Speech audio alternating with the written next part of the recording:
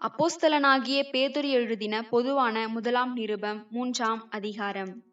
அந்தப்படி மனைவிகளே, உங்கள் சொந்த புருஷர்களுக்கு கீழ்ப்படிந்திருங்கள். அப்பொழுது அவர்களில் யாராவது திருவசனத்திற்கு கீழ்ப்படியாதவர்களாயிருந்தால், பயபக்தியோடு கூடிய உங்கள் கற்புள்ள நடக்கையை அவர்கள் பார்த்து, போதனையின்றி மனைவிகளின் நடக்கையினாலேயே ஆதாயப்படுத்திக் கொள்ளப்படுவார்கள். மயிரை பின்னி பொன் ஆபரணங்களை அணிந்து உயர்ந்த வஸ்திரங்களை உடுத்திக் கொள்ளுதலாகிய புறம்பான அலங்கரிப்பு உங்களுக்கு அலங்காரமாயிராமல், அழியாத அலங்கரிப்பாயிருக்கிற சாந்தமும் அமைதலும் உள்ள ஆவியாகிய இருதயத்தில் மறைந்திருக்கிற குணமே உங்களுக்கு அலங்காரமாயிருக்க கடவது. அதுவே தேவனுடைய பார்வையில் விலையேற பெற்றது. இப்படியே பூர்வத்தில் தேவனுடைய நம்பிக்கையாயிருந்த பரிசுத்த ஸ்திரீகளும் தங்களுடைய புருஷர்களுக்கு கீழ்ப்படிந்து தங்களை அலங்கரித்தார்கள். அந்தபடியே சாராள் ஆபிரகாமை ஆண்டவன் என்று சொல்லி அவனுக்கு கீழ்ப்படிந்திருந்தாள். நீங்கள் நன்மை செய்து ஒரு ஆபத்துக்கும் பயப்படாதிருந்தீர்களானால் அவளுக்கு பிள்ளைகளாயிருப்பீர்கள். அந்தபடி புருஷர்களே, மனைவியானவள் பலவீன பாண்டமாயிருக்கிறபடியினால் உங்கள் ஜெபங்களுக்கு தடை வராதபடிக்கு நீங்கள் விவேகத்தோடு அவர்களுடனே வாழ்ந்து, உங்களுடனே கூட அவர்களும் நித்திய ஜீவனாகிய கிருபையை சுதந்தரித்துக் கொள்ளுகிறவர்களானபடியினால் அவர்களுக்கு செய்ய வேண்டிய கனத்தை செய்யுங்கள். மேலும் நீங்கள் எல்லாரும் ஒருமனப்பட்டவர்களும் இரக்கமுள்ளவர்களும் சகோதர சிநேகமுள்ளவர்களும் மன உருக்கமுள்ளவர்களும் இணக்கமுள்ளவர்களுமாயிருந்து, தீமைக்கு தீமையையும் உதாசனத்துக்கு உதாசனத்தையும் சரி கட்டாமல், அதற்கு பதிலாக நீங்கள் ஆசீர்வாதத்தை சுதந்தரித்துக் கொள்ளும்படி அழைக்கப்பட்டிருக்கிறவர்கள் என்று அறிந்து ஆசீர்வதியுங்கள்.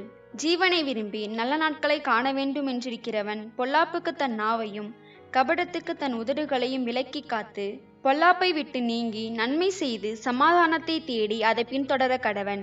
கர்த்தருடைய கண்கள் நீதிமான்கள் மேல் நோக்கமாயிருக்கிறது, அவருடைய செவிகள் அவர்கள் வேண்டுதலுக்கு கவனமாயிருக்கிறது. தீமை செய்கிறவர்களுக்கோ கர்த்தருடைய முகம் விரோதமாயிருக்கிறது. நீங்கள் நன்மையை பின்பற்றுகிறவர்களானால் உங்களுக்கு தீமை செய்கிறவன் யார்? நீதியின் நிமித்தமாக நீங்கள் பாடுபட்டால் பாக்கியவான்களாயிருப்பீர்கள். அவர்களுடைய பயமுறுத்தலுக்கு நீங்கள் பயப்படாமலும் கலங்காமலும் இருந்து, கர்த்தராகிய தேவனை உங்கள் இருதயங்களில் பரிசுத்தம் பண்ணுங்கள். உங்களில் இருக்கிற நம்பிக்கையை குறித்து உங்களிடத்தில் விசாரித்து கேட்கிற யாவருக்கும் சாந்தத்தோடும் வணக்கத்தோடும் உத்தரவு சொல்ல எப்பொழுதும் ஆயத்தமாயிருங்கள்.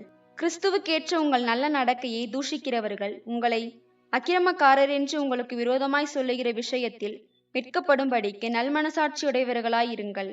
தீமை செய்து பாடு அனுபவிப்பதிலும் தேவனுக்கு சித்தமானால் நன்மை செய்து பாடு அனுபவிப்பதே மேன்மையாயிருக்கும்.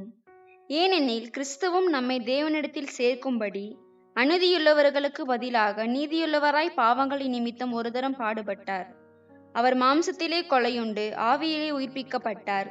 அந்த ஆவியிலே அவர் போய் காவலிலுள்ள ஆவிகளுக்கு பிரசங்கித்தார்.